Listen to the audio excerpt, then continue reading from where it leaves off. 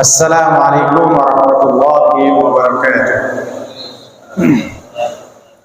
Alhamdulillahirabbil alamin. Wassalatu wassalamu ala khatamil anbiya'i wal mursalin sayyidina wa maulana Muhammadin wa ala alihi at-tahirin wa ashabihi wa man tabi'ahum bi ihsan ila yaumiddin wa ba'du. Hadratal muhtaramin, segenap jamaah Masjid Al-Barakah, bil khusus Ketua DKM Bapak Sumitra, orang tua kita Bapak Mukhtar Maulana, Ustaz Hidayat, Ustaz Tri, dan segenap asatidz yang hadir, yang insyaallah semuanya dimuliakan Allah Subhanahu wa taala. Alhamdulillah pagi hari ini Allah memudahkan kita bisa hadir bersama-sama sholat subuh berjamaah. Kemudian kita lanjutkan dengan sama-sama ngaji kitab Riyadhus Shalihin. Yang bawa kitabnya ya boleh disimak. Bab ke-75 yaitu Babul Afwi wal I'rad 'anil Jahilin. Bab tentang memaafkan dan berpaling dari orang-orang yang tidak ngerti, orang yang bodoh, yang belum ngerti, nggak usah terlalu dimasukkan hati. Qala Allah Ta'ala, Allah Subhanahu wa Ta'ala berfirman, khudil afwa, ambillah memaafkan, artinya maafkanlah, wa'mur bil 'urfi, perintahkanlah yang baik, wa'rid 'anil jahilin, dan berpalinglah dari orang-orang yang bodoh, artinya orang yang tidak tahu. Kalau ada orang tidak ngerti itu berbuat salah, dimaafkan karena dia tidak ngerti. Kalau ngerti juga nggak akan melakukan. Fasfahis safhal jamil, maafkanlah dengan maaf yang indah. Memaafkan berlapang dada dengan lapang dada yang indah, nggak ada ganjalan di hati. Wa qala ta'ala wal ya'fu wal yasfah, hendaklah mereka memaafkan dan berlapang dada. Ala tuhibbuna ayyaghfirallahu lakum, apakah kalian tidak ingin Allah Subhanahu wa taala memaafkan dosa-dosa kalian? Surat An-Nur ayat 22. Ayat ini turun terkait dengan Abu Bakar As-Siddiq radhiyallahu anhu, di mana dalam kasus berita bohong itu, di mana Sayyidah Aisyah radhiyallahu anha diisukan melakukan selingkuh itu dengan salah seorang sahabat, yaitu Sofwan bin Mu'attal, ketika Rasulullah SAW pulang dari perjalanan pasukan. Jadi Rasulullah itu kalau bepergian itu istrinya biasanya diundi untuk ikut. Ternyata nama Aisyah yang keluar, kemudian ikut dalam perjalanan. Nah, dalam perjalanan pulang itu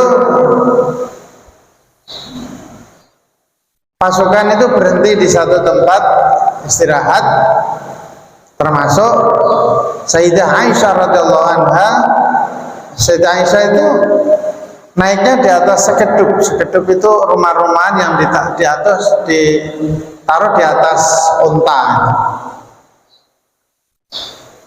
Nah, kalau istirahat itu diangkat sebenarnya, diangkat, diturunin gitu. Kalau mau berangkat, diangkat lagi, dinaikkan.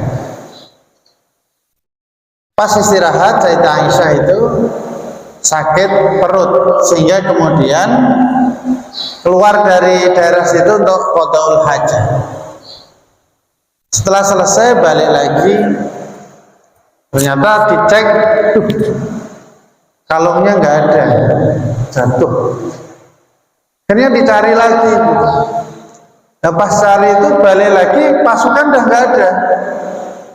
Yang heran itu adalah ini yang bagian ngangkat sekeduk ke atas tuh kok nggak sadar, apa ini nggak ngeh ini ada orangnya apa tidak, itu nggak berasa. Bagian para ulama mengatakan ya mungkin karena Aisyah itu ringan sehingga antara ada dan tidak itu nggak terlalu jauh beda.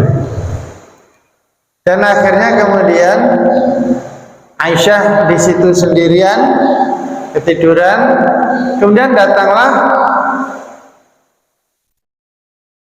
ini memang ini sahabat Sofwan bin Mu'attal ini ditugaskan sebagai penyisir ya, pasukan penyisir. Kalau ada yang ketinggalan, ternyata begitu sampai di situ melihat Aisyah tertinggal dan istirja, inna lillahi wa inna ilaihi rajiun. Begitu mendengar istirja itu, kemudian Aisyah bangun menceritakan yang terjadi.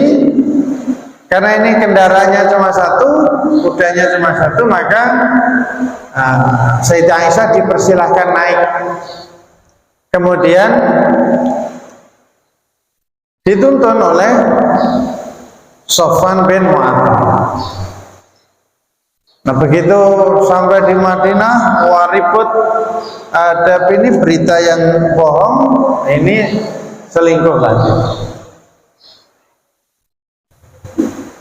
Panjang sampai 40 hari. Nah, yang bikin setelah turun ayat yang menjelaskan bahwa Aisyah adalah wanita baik-baik, maka Abu Bakar As-Siddiq radhiyallahu anhu itu awalnya sakit hati ya, karena di antara orang yang turut ikut menyebarkan berita bohong itu adalah orang yang selama ini kehidupannya itu dibantu oleh Abu Bakar, ditanggung. Kok tega-teganya ikut serta menyebarkan berita bohong.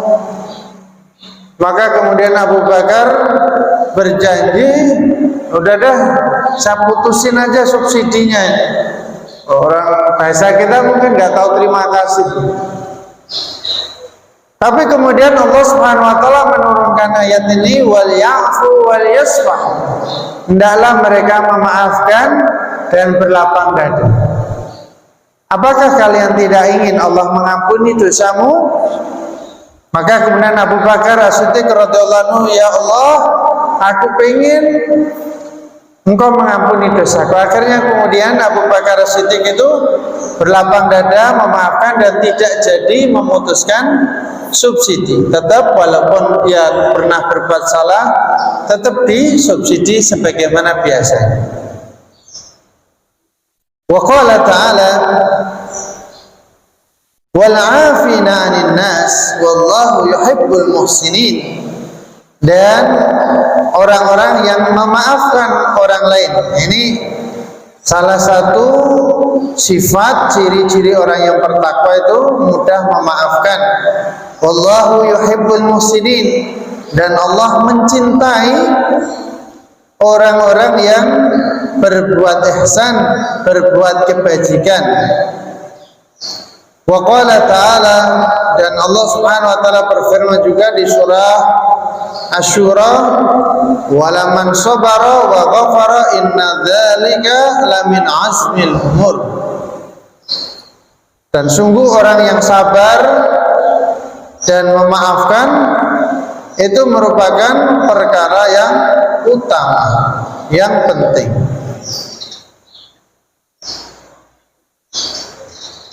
Dan ayat-ayat terkait dengan bab ini banyak. Kemudian hadis terkait dengan bab memaafkan ini, yang pertama an Aisyah radhiyallahu anha, dari Sayyidah Aisyah radhiyallahu anha, annaha qalat li Nabi, Sayyidah Aisyah itu bertanya kepada Nabi sallallahu alaihi wasallam, hal ata 'alaika yaumun kana asyaddu min yaumi Uhud. Apakah ada hari di mana itu lebih berat bagimu dibanding saat kekalahan di perang Uhud? Kekalahan di perang Uhud itu sangat menyesakkan hati Rasul, karena selain kalah, paman beliau yaitu Hamzah bin Abdul Muthalib itu terbunuh dalam kondisi yang menyedihkan. Dadanya dibelah, jantungnya dikeluarkan, sedih banget. Tapi kemudian Aisyah, adakah hari yang itu lebih membuatmu sedih dibanding kejadian Uhud?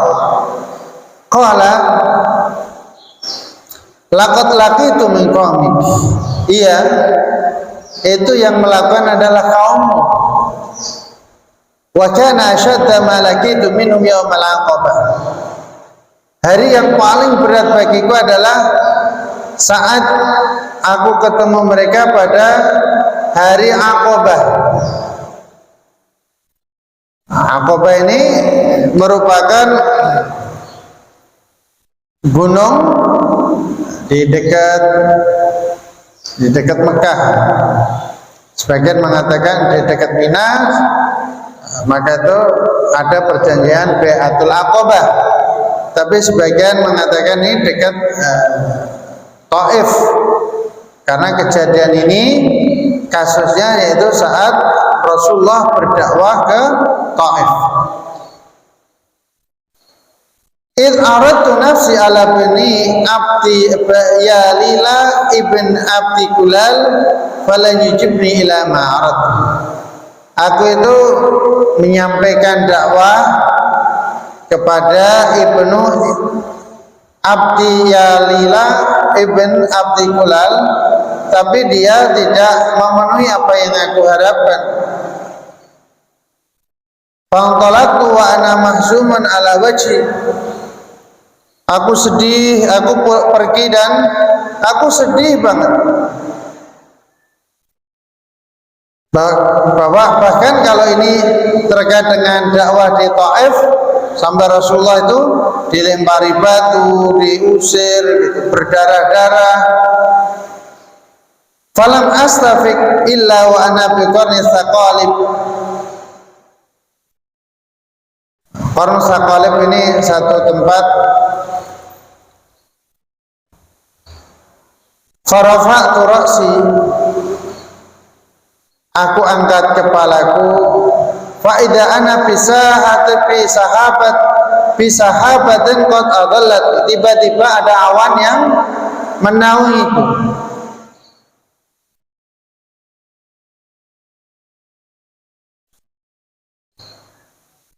Fanadzartu, kemudian aku lihat fa'idha fiha Jibril. Ternyata awan itu ada malaikat Jibril.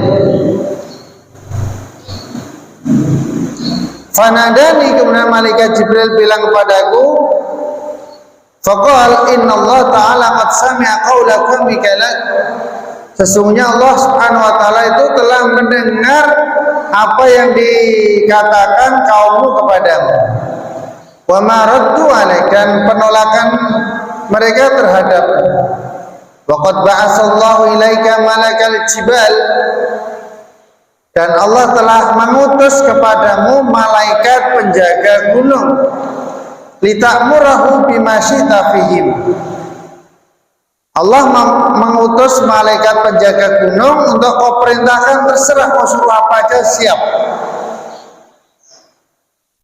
Fanadani malakul jibal, maka kemudian malaikat penjaga gunung itu memanggilku. Fasallam alayya, ia mengucapkan salam. Summa qala, kemudian mengatakan, ya Muhammad, innallaha qad sami'a qaula qaumika lak. Wahai Muhammad, sesungguhnya Allah telah mendengar apa yang dikatakan kaummu kepadamu. Wa ana malakul jibal, aku ini malaikat penjaga gunung. Wa qad ba'atsani rabbi ilaika lita'murani bi amrik. Tuhanku mengutus aku menemuimu untuk kau perintahkan apa aja terserah. Fama syi'ta, jadi kau mau apa nih? In syi'ta atbaqtu alaihimul akhsabain, kalau kau mau aku akan timpakan kepada mereka al-akhsabain. Al-akhsabain itu dua gunung yang mengapit kota Mekah, gunung gede yang mengapit kota Mekah. Kalau kau mau, itu gunung itu saya angkat timpakan mereka. Faqala Nabi sallallahu alaihi wasallam, kemudian Nabi sallallahu alaihi wasallam bersabda, bal arju ayyukhrijallahu min aslabihim man ya'budullah wahdahu la yusyriku bihi syai'an. Tetapi aku tidak ingin hal itu, aku hanya ingin agar Allah Subhanahu wa taala menghadirkan dari mereka itu keturunan yang hanya menyembah Allah dan tidak menyekutukan dengan apapun. Muttafaqun alaih, hadis riwayat Imam Bukhari dan Muslim. Hadis ini terdapat pelajaran yang berharga dari Rasul sallallahu alaihi wasallam. Bagaimana Rasulullah sallallahu alaihi wasallam itu sangat sayang banget kepada umatnya, nggak pengen menyakiti. Walaupun Rasulullah itu disakiti, dilempari, beliau tidak ingin menyakiti mereka. Beliau sabar atas perlakuan mereka. Kenapa? Karena Rasulullah tahu mereka itu tidak tahu.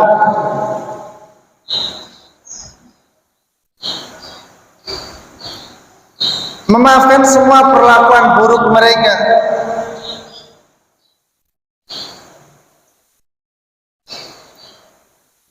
Tentu secara manusiawi ketika mendapat perlakuan yang tidak enak itu sedih, itu manusiawi. Termasuk para nabi juga sama, ya sedih banget. Tapi rasa sayang kepada umatnya itu jauh lebih kuat, lebih besar dibanding kesedihan beliau, sehingga kemudian beliau lebih memilih memaafkan. Maka Rasulullah SAW yaghdabu li nafsi. Rasulullah SAW itu tidak pernah marah terkait dengan urusan pribadi.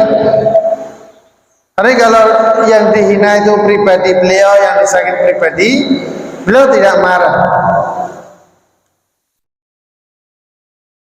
Tetapi beliau sabar selama itu masih di jalan dakwah, kecuali kalau yang disakiti itu adalah agama, yang dilecehkan itu agama, beliau tentu marah.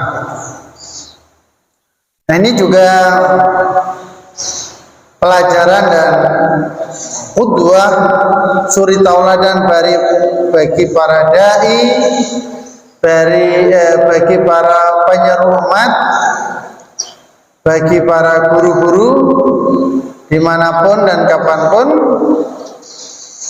untuk meneladani cara Rasulullah SAW berdakwah. Begitu sabar. Beliau tidak pernah memperdulikan ketika orang itu menyakiti atau menyerang pribadi, tetapi marah kalau yang diserang adalah agama.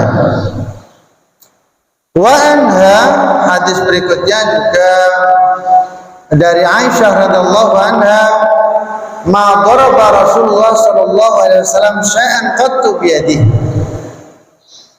Rasulullah sallallahu alaihi wasallam, ini pelajaran bagi kita para suami, saya pribadi khususnya maksudnya.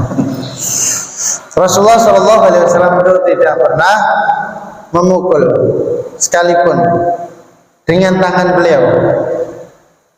Wala mar'atan wala khatiman, enggak pernah mukul suatu, termasuk istri, termasuk pembantu, illa yujahida fi sabilillah, kecuali saat berjihad di jalan Allah.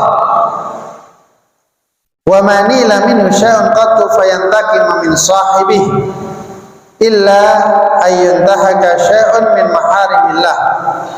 Dan Rasulullah sallallahu alaihi wasallam tidak pernah membalas orang yang menyakiti beliau jika itu terkait dengan urusan pribadi. Tetapi kalau itu terkait dengan hukum-hukum Allah, beliau marah.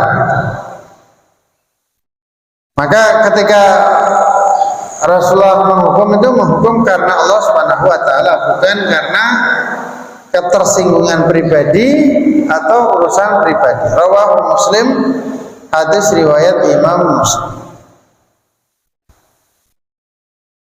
Misalnya Rasulullah itu pas sholat dilempari kotoran, didampar, segala macam, biarin aja, kan itu urusan pribadi gitu. Enggak, beliau nggak mempermasalahkan itu. Tapi kalau ada pelanggaran terhadap hukum Allah, beliau marah. Ya, pelajarannya sama dengan hadis sebelumnya.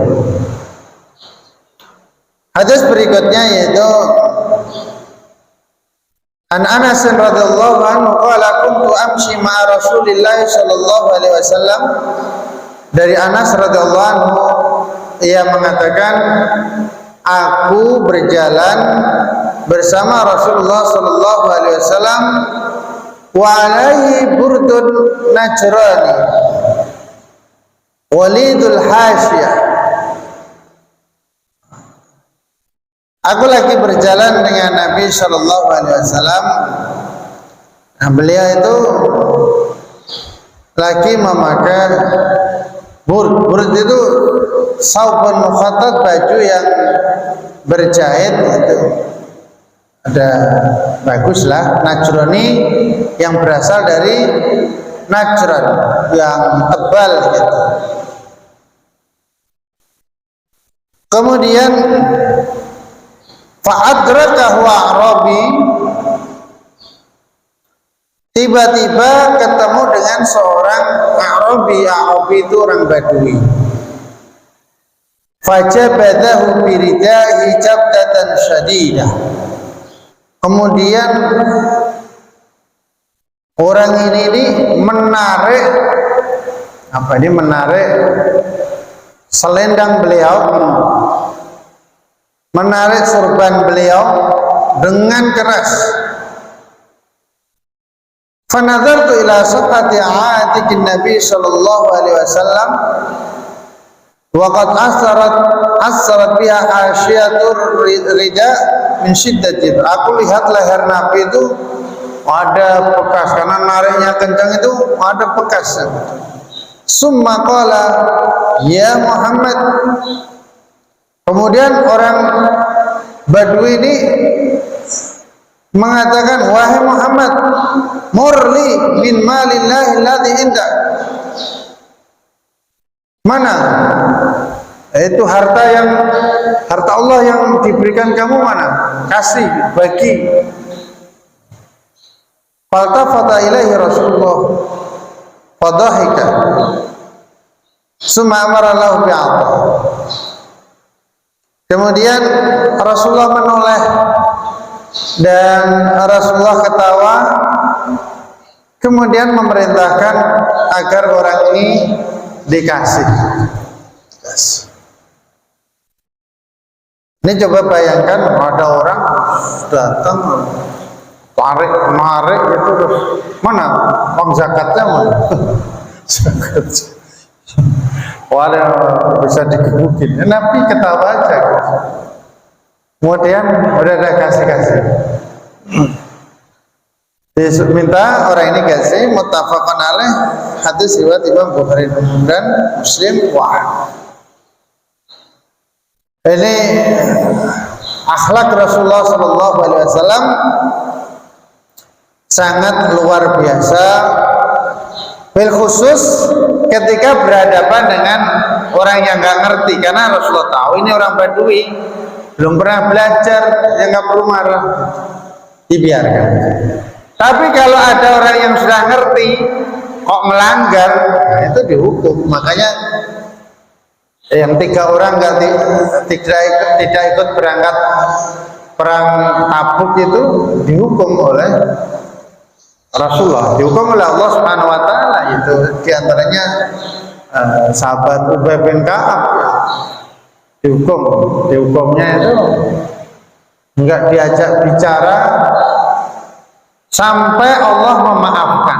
Enggak boleh ada orang yang bicara sampai Allah memaafkan, termasuk istrinya enggak boleh ngomong.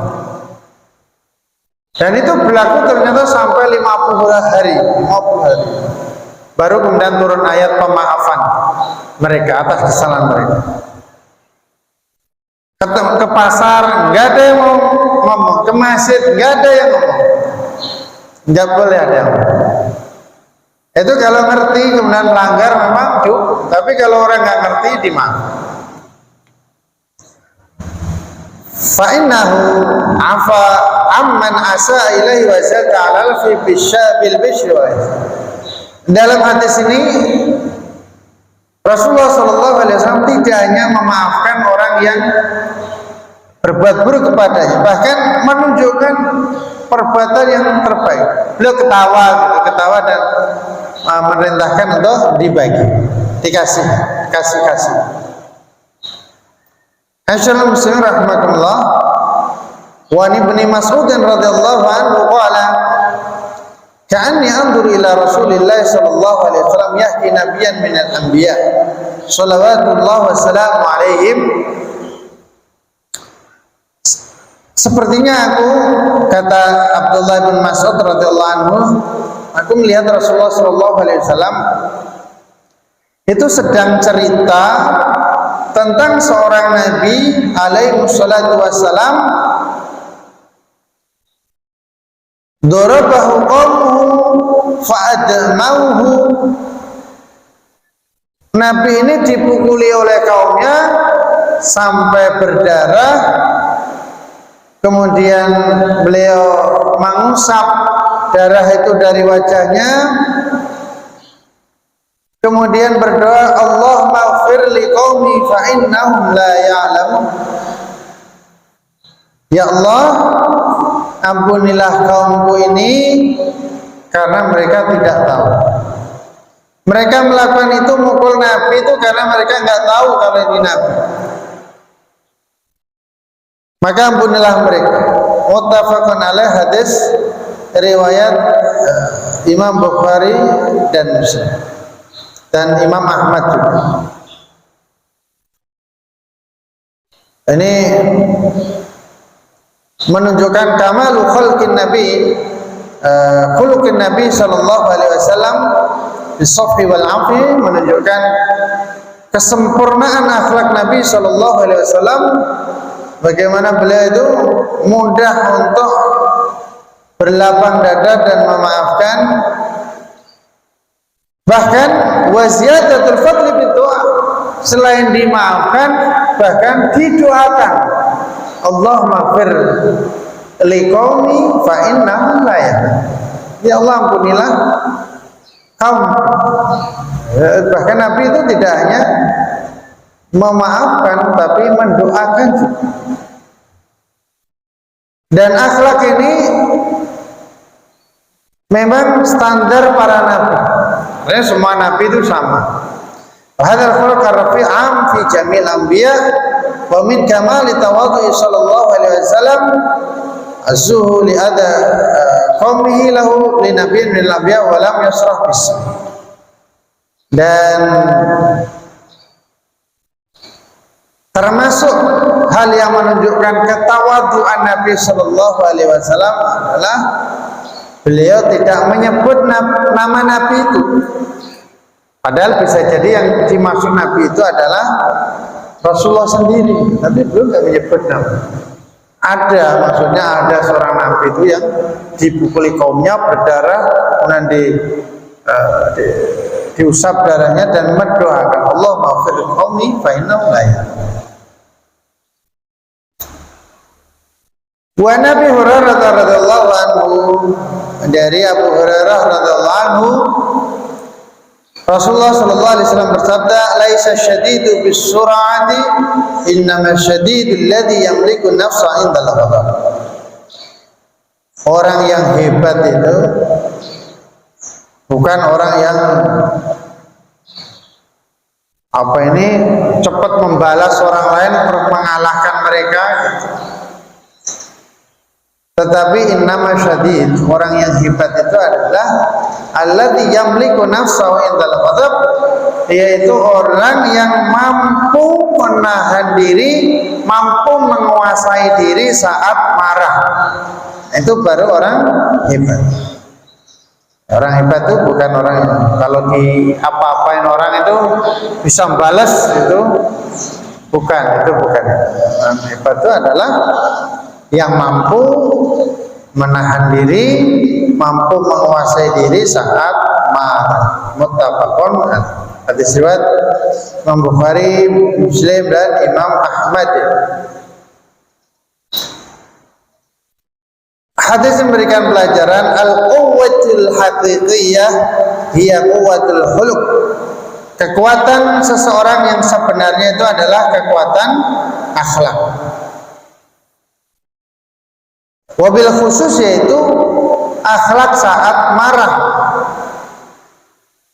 Karena ketika seseorang marah dan dia tetap bisa mengontrol diri, maka di saat biasa tentu insya Allah jauh lebih bisa.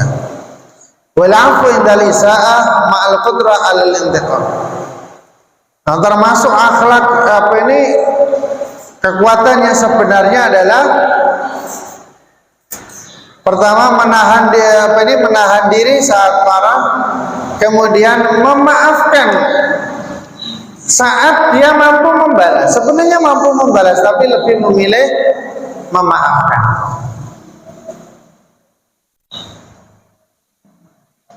Quwwatul jismi matlubah fid din idza wujad fil khair.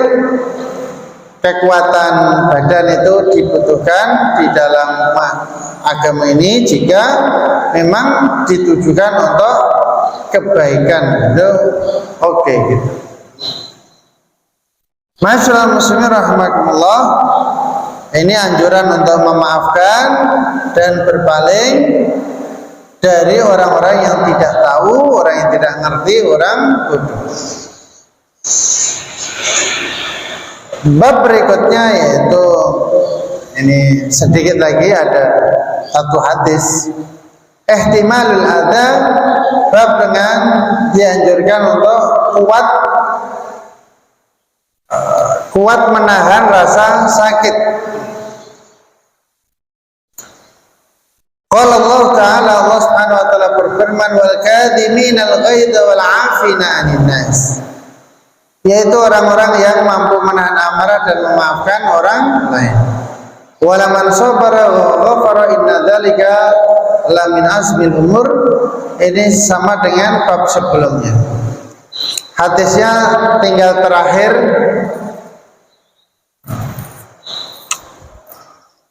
An Abi Hurairah radhiyallahu anhu, dari Abu Hurairah radhiyallahu anhu, anna rajulan qala, bahwasanya ada seorang laki-laki mengatakan atau bertanya, ya Rasulullah, wahai Rasulullah, innali qarabatan asiluhum wa yaqta'un.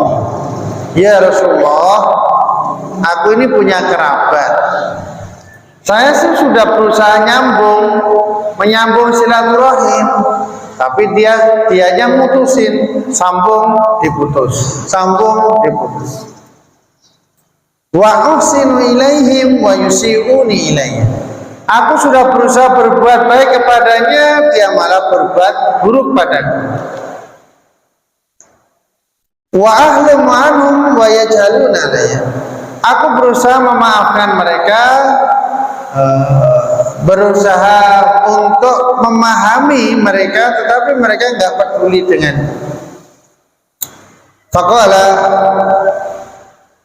karena Nabi sallallahu alaihi wasallam bersabda, la in kunta kama qulta faka'annama tusifuhumul mal wa la yazalu maka min Allah ta'ala dhahirun alaihim ma kunta ala dhalik.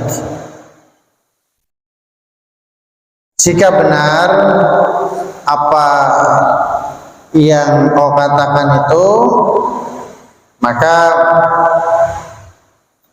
Allah Subhanahu wa taala itu akan senantiasa bersamamu selama engkau memang seperti itu. Seperti itu artinya ya udah pokoknya coba disambung hubungan baik, dia mutusin sambung lagi, putusin sambung aja terus. Tergantung siapa yang bosan duluan. Mau sambung, perintahnya sambung. Kalau orang berbuat buruk, nah tetap kita berbuat baik aja, nggak usah dibalas. Wallahu a'lam bishawab. Mudah-mudahan kita bisa meneladani akhlak Rasulullah Shallallahu Alaihi Wasallam, akhlak yang luar biasa, paripurna, sempurnanya, yang sangat agung sekali, bil khusus sikap beliau terhadap orang lain yang berbuat buruk, selama itu yang disakiti adalah urusan pribadi, maka Rasulullah Shallallahu Alaihi Wasallam itu membiarkan dan memaafkan. Tapi kalau itu terkait dengan pelanggaran terhadap hukum Allah, maka Rasulullah marah. Seperti saat ada seorang wanita dari Bani Makhzum berbuat mencuri, dilaporkan ke Nabi. Kemudian semuanya tahu bahwa mencuri itu hukumnya di tangan dipotong. Kemudian wanita ini karena dari suku terhormat mendekati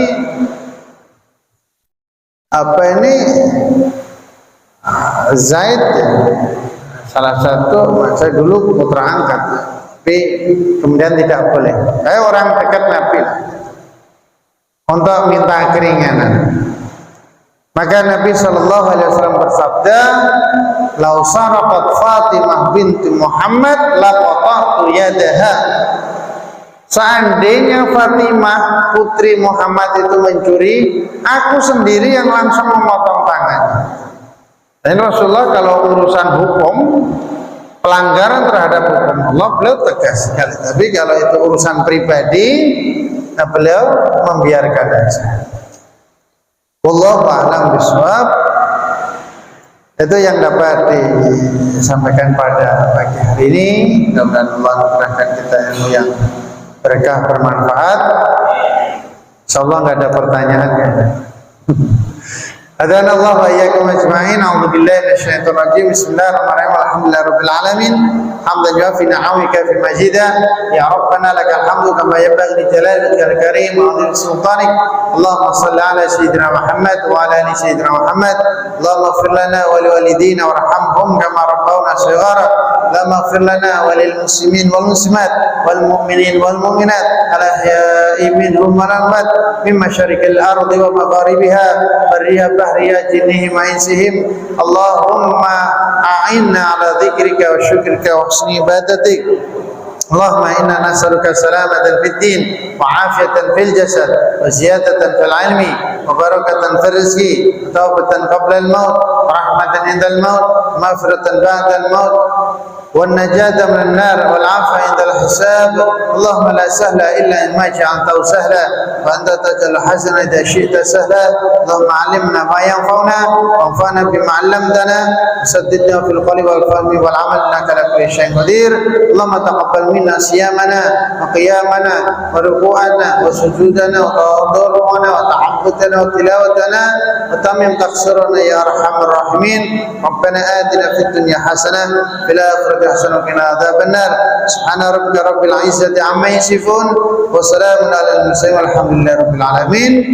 بالله التوفيق والهداية والرضا والعناية. السلام عليكم ورحمة الله وبركاته.